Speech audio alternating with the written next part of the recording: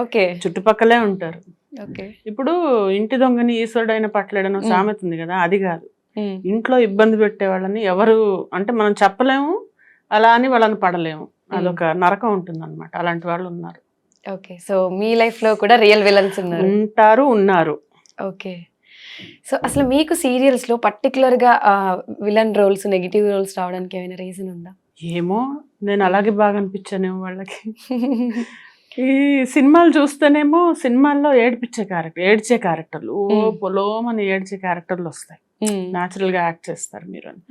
Villain గా అంటే నాకేంటంటే anything you give me anything I can act. మీరు నాకు ఈ క్షణంలో నాకు ఇది చెప్పండి అని అంటే నాకు ప్రిపరేషన్ కూడా అక్కర్లే, నేను చేసేస్తాను. అంటే over a period of time మనం అలా అలవాటు అవుతాం కదా, వస్తుంది కదా. So I'm ready to do any role. మీరు నాకు కామెడీ ఇవ్వండి, సీరియస్ ఇవ్వండి, ఆర్ సెంటిమెంట్ ఇవ్వండి, anything I can do. Okay. So వాళ్ళకి అందులో ఎక్కువ ఎలివేట్ అయ్యాను నేను.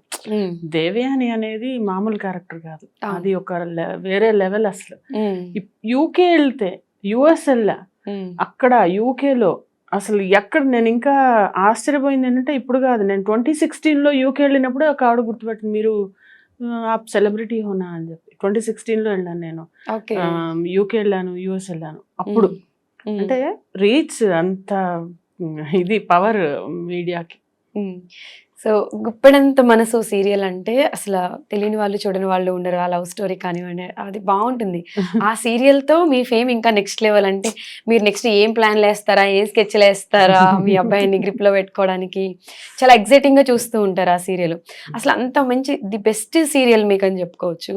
అలాంటి సీరియల్ నుంచి అసలు మాధవి గారు ఎందుకు తప్పుకున్నారు, తప్పుకోవాల్సి వచ్చిందా? ఇదే చెప్పాను కదా, మా హస్బెండ్ యూకే వెళ్ళారు, అక్కడ జాబ్ వచ్చింది ఆయనకి. ఇంకా ఆయన అక్కడ ఉంటే నేను ఇక్కడ ఉండడానికి ఇబ్బంది కదా. తను హీ కెనాట్ స్టే అలోన్. అంటే కొన్ని ఫ్యామిలీస్లో ఎలా అంటే ఒకళ్ళే వెళ్ళిపోయి అలా చేసుకొని వస్తారు. మా హస్బెండ్ అలా కాదు, he's very much dependent on me. Okay. So తనకి నేను దానికోసం నా కెరియర్ నేను సాక్రిఫై. మా అక్క కొడుకు అయితే చాలా ఒప్పుకోలే, అదేంటి పిన్ని అలా ఎలా వెళ్తావు అంటే, యూ హ్యావ్ యువర్ కెరియర్ అని. వాడు అది చాలా, వాడు యూకేలో ఉంటాడు, మా అక్కయ్య వాళ్ళ అబ్బాయి. చాలా చెప్పాడు, వాడి పేరు కృష్ణ చైతన్య, బాబీ అనమాట. కానీ వాడు అందరూ అన్నారు, అదేంటి షాక్, అదేంటి నువ్వు ఇండస్ట్రీ వదలండి, ఇండస్ట్రీ వదలట్లేదు, జస్ట్ టెస్టింగ్ ది వాటర్. అక్కడ తనకు అవసరం ఉంది కాబట్టి అక్కడికి వెళ్తున్నాను. నా ప్లేస్లో ఎవరున్నా, నువ్వున్నా రేపొద్దున అదే చేయాల్సి వస్తుంది.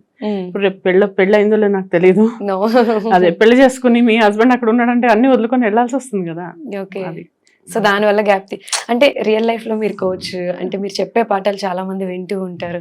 అండ్ మీ పాఠాలు ఏమి అంటే మీరు డెసిషన్ తీసుకున్నప్పుడు మీకు పనికి రాలేదంటారా? అంటే అదే చెప్పొచ్చు. మనం ఎలా అంటే, మనం చెప్పేది కొంతవరకే పనిచేస్తుంది. ఇప్పుడు ఎంత పెద్ద డాక్టర్ అయినా అతనికి జ్వరం రాదని లేదుగా, వస్తుంది. ఒక కిడ్నీ స్పెషలిస్ట్ ఉన్నాడు, ఆయన కిడ్నీలో స్టోన్స్ రావా? వస్తాయి కదా. అట్లాగే నేను ఎంత పెద్ద సైకాలజిస్ట్, ఈ అడ్వైజర్, కౌన్సిలర్ అయినా కూడా నాకు కూడా వస్తాయి ప్రాబ్లమ్స్. దాన్ని డీల్ చేసే విధానం వేరు ఉంటుంది. వేరే వాళ్ళైతే డిప్రెస్ అయిపోయి ఎవరికి ఎలా మొహం చూపించాలో అర్థం కాకంటే, మొహం చూపించడానికి నేను ఏం చేస్తానని అక్కడ తప్పు పని. గ్రీనర్ సైడ్ ఉంటుందని వెళ్ళాము, it didn't work out, I come back and I'm trying again. అందులో I don't see negativity in that. Plus ఎవరన్నా అలా మాట్లాడితే నేనంటే okay fine, you're not going to feed me, నీకేం ప్రాబ్లం, అంతే కదా. ఇప్పుడు నేను వచ్చి నీ ఇంట్లో కూర్చుంటే నీకు అయ్యో ఈమెకి ఎలా అన్నం పెట్టాలని బాధ. నేను ఎవరిని అడగట్లేదు, I'm just asking, I can still can act, నేను యాక్టింగ్ చేయగలను, నేను ట్రైనింగ్ ఇవ్వగలను, నాకు ఛాన్సెస్ ఇవ్వండి అని అడిగి నాకు వచ్చినవి నేను చేసుకుంటూ వెళ్తున్నాను. ఓకే.